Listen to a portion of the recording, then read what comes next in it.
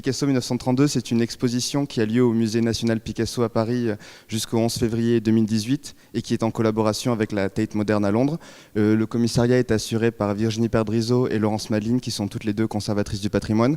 Le parti pris de l'exposition, c'est quelque chose d'assez conceptuel. C'est-à-dire c'est une exposition en fait qui est strictement chronologique du 1er janvier au 31 décembre 1932. Alors pourquoi l'année 1932 ?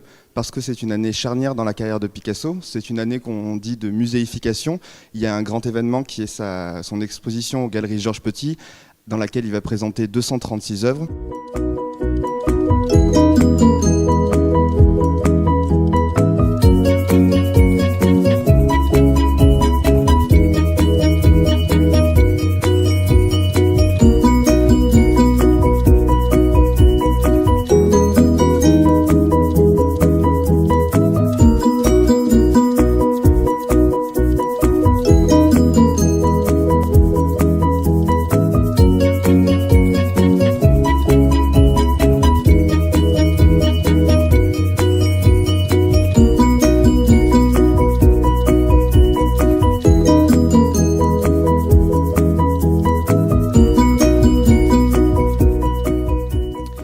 Picasso, en 1932, il vient d'avoir 50 ans, il est marié avec Olga Koklova depuis 14 ans et il entretient depuis 5 ans une relation secrète avec Marie-Thérèse Walter.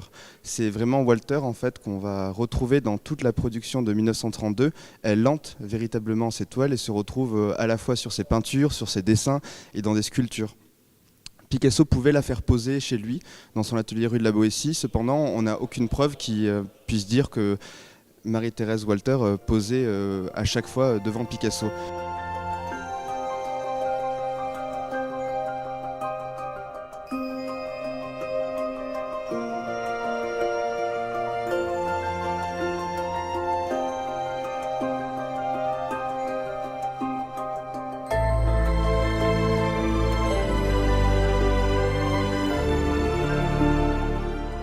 En 1932, Pablo Picasso a déclaré « L'œuvre qu'on fait est une façon de tenir son journal ». Déployons donc la vie de Picasso au cours de cette année 1932 comme on déployerait un journal avec ses grands événements et ses faits divers. À la une, presque quotidiennement, des tableaux prodigieux qui réinventent la peinture. Nous avons également la première rétrospective de Picasso inaugurée le 16 juin à Paris. La publication du premier volume du catalogue raisonné de son œuvre. Il y a aussi les allers et retours entre Paris où Picasso travaille, rencontre ses camarades, visite des expositions, assiste à des concerts, va au cinéma. Et le château de Boisgeloup où il travaille tout autant, reçoit des amis, les échappées vers la côte normande et le voyage à Zurich. Il y a les sollicitations dont il est l'objet, les propositions d'exposition, les échanges avec les marchands et les collectionneurs. Picasso vient d'avoir 50 ans, il a une épouse, un fils, une maîtresse. Il est le peintre le plus célèbre de son temps et jour après jour, il construit son œuvre et sa légende.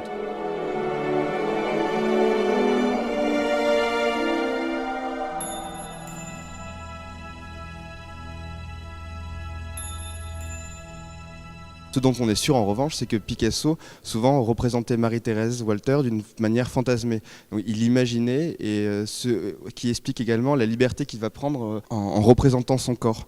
On a toute une série de dessins qui sont les femmes étendues sur la plage où on a une inspiration Picasso qui est vraiment liée au surréalisme avec ses formes géométriques, ses triangles, cet aspect linéaire en fait de la femme qui imprègne véritablement la création de Picasso. On a également ce profil si particulier de Marie-Thérèse Walter avec ce nez dans le prolongement du front, et ses yeux clairs et sa chevelure blonde qui sont des éléments qui reviennent perpétuellement et un peu comme une mimique dans la création de Picasso. On peut appréhender les rapports qu'entretenait Picasso avec ses femmes à travers sa peinture. Si on regarde par exemple la fin du mois de janvier 1932, on a 2 toiles, une qui s'intitule Le repos, l'autre Le rêve. Dans Le repos, on pourrait avoir une représentation de Olga Koklova, sa femme, qui est représentée d'une manière torturée, avec une position presque hystérique. Donc quelque chose une position assez agressive. Et en comparaison, la toile qui représente sa maîtresse, Marie-Thérèse Walter, et qui s'intitule Le rêve, elle représente une toile beaucoup plus apaisée avec ses aplats de couleurs et ce calme qui semble émaner de la toile.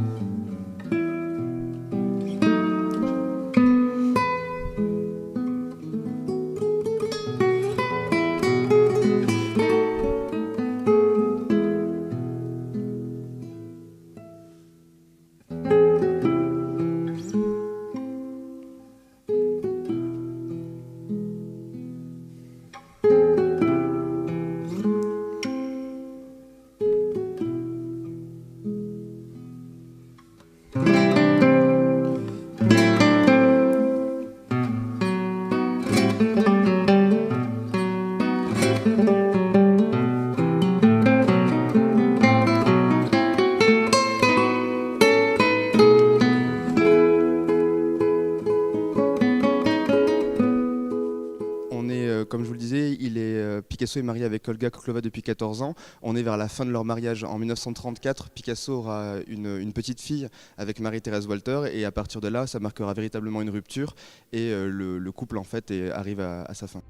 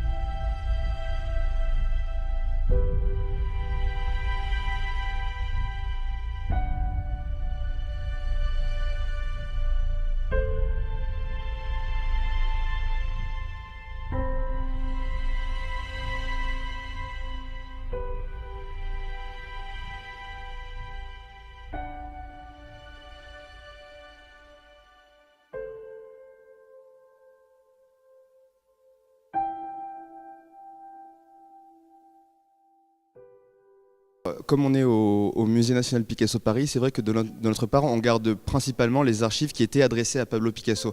Donc on a très peu en fait de lettres qui sont signées de la main de Pablo Picasso. En revanche, on a fait pour cette exposition un travail de recherche dans d'autres lieux, ce qui nous a permis notamment d'avoir une carte postale que Picasso a envoyée à Michel Leiris, qui est alors en Afrique.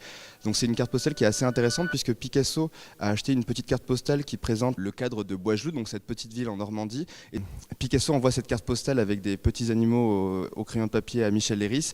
Michel Leiris s'en amuse puisqu'il lui répond qu'il aimerait bien voir autant d'animaux fantastiques que Picasso peut s'imaginer. Donc c'est à la fois symptomatique justement de la vision que pouvait avoir Picasso de l'Afrique, un peu avec ses clichés de voir des animaux sauvages à tous les coins de rue, ce qui n'est absolument pas le cas, et Michel Leiris lui répond dans ce sens. Soudan, mai 1932. Un nouveau compagnon qui vient de nous rejoindre à Galaba, sur la frontière abyssine, a apporté pour les membres de l'expédition tout un lot de pullovers, parmi lesquels celui que vous avez eu la gentillesse de me confectionner vous-même. Transmettez, je vous prie, mes bonnes amitiés à Picasso et embrassez bien Paul. Michel Leiris.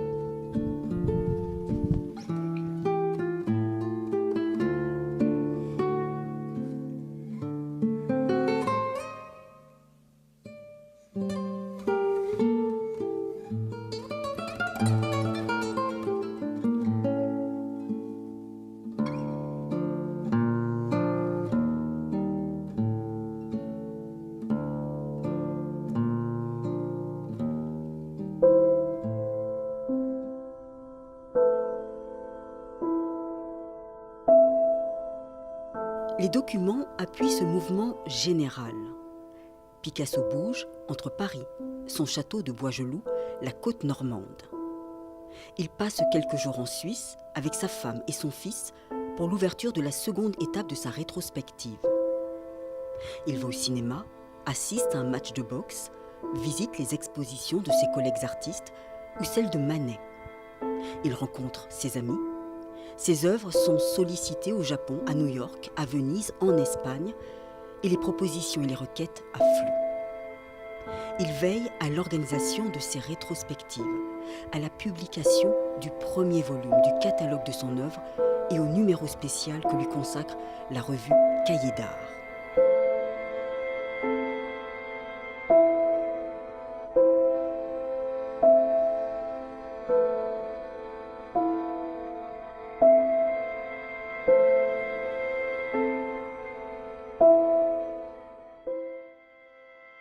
Le Kunsthaus de Zurich s'est entendu avec Pablo Picasso pour reprendre, dans une version légèrement modifiée, la rétrospective de l'exposition Georges Petit. C'est l'occasion pour Picasso d'effectuer entre le 7 et le 13 septembre un voyage en Suisse en compagnie d'Olga et Paul. De ces voyages bien documentés, nous pouvons suivre chaque étape. La famille s'arrête à Strasbourg, passe par Bâle avant de rejoindre Zurich, accompagnée par un peintre, Hans Welti, et une historienne de l'art, Doris Wild. Il visite la ville et rencontre l'équipe de la Kunsthaus ainsi que des collectionneurs et des marchands. Les photographies montrent une famille heureuse et complice. Pourtant, le jour de l'inauguration, Picasso agit comme pour l'exposition parisienne. Olga, Paul et lui partent vers Saint-Moritz et Interlaken.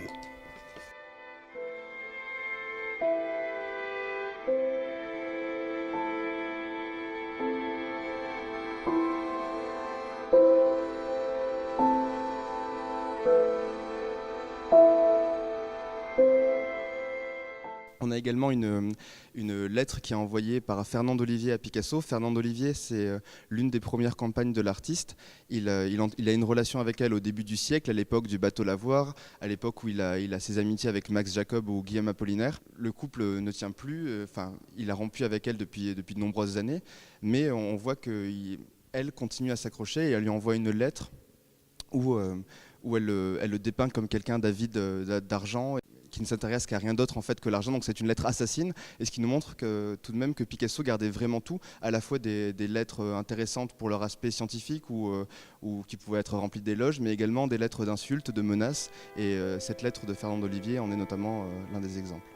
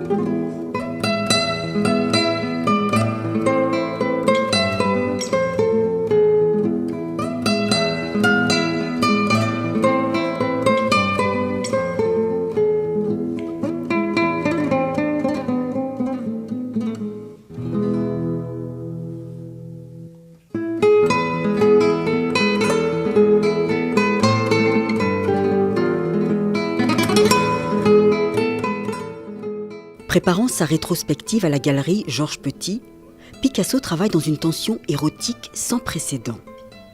Toutes les formes de ses compositions possèdent une image cachée, mais aisément identifiable.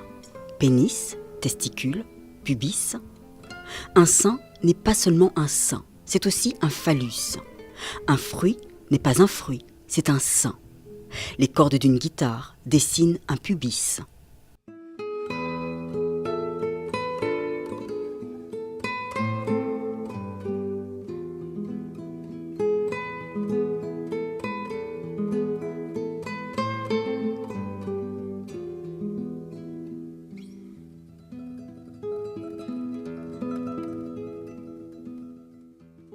Picasso pousse à son comble l'érotisation de la figure, devenue incarnation de la sexualité. En proie au rêve, la figure passive de Marie-Thérèse est le lieu de projection des désirs érotiques du peintre veilleur de sommeil. Selon les mots de Léo Steinberg, les observateurs de sommeil matérialisent des pensées dans lesquelles la forme, le désir, l'art et la vie se recoupent. Dans le rêve, la femme endormie devient le sujet de la métamorphose d'une tête en organe sexuel.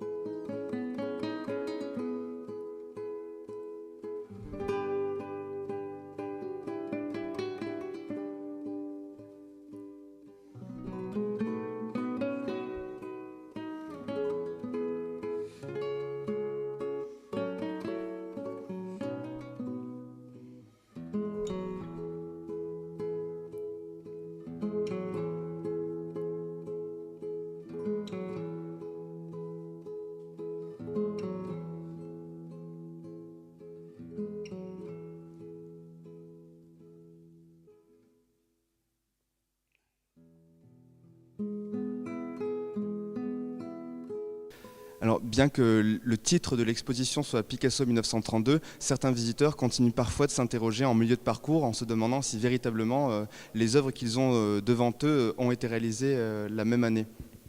Effectivement, il y a tellement une profusion de styles et de représentations différentes au cours de cette année 1932 que pour beaucoup de visiteurs, ils peuvent être déstabilisés et parfois s'égarer et oublier en fait que toute la production est véritablement datée de cette année-là.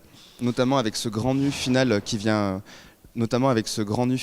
clôturer l'exposition, donc qui est le nu couché à la mèche blonde. On a une explosion de couleurs sous la toile et on est dans quelque chose qui est très moderne et qui contraste totalement avec le reste des œuvres présentées dans cette exposition.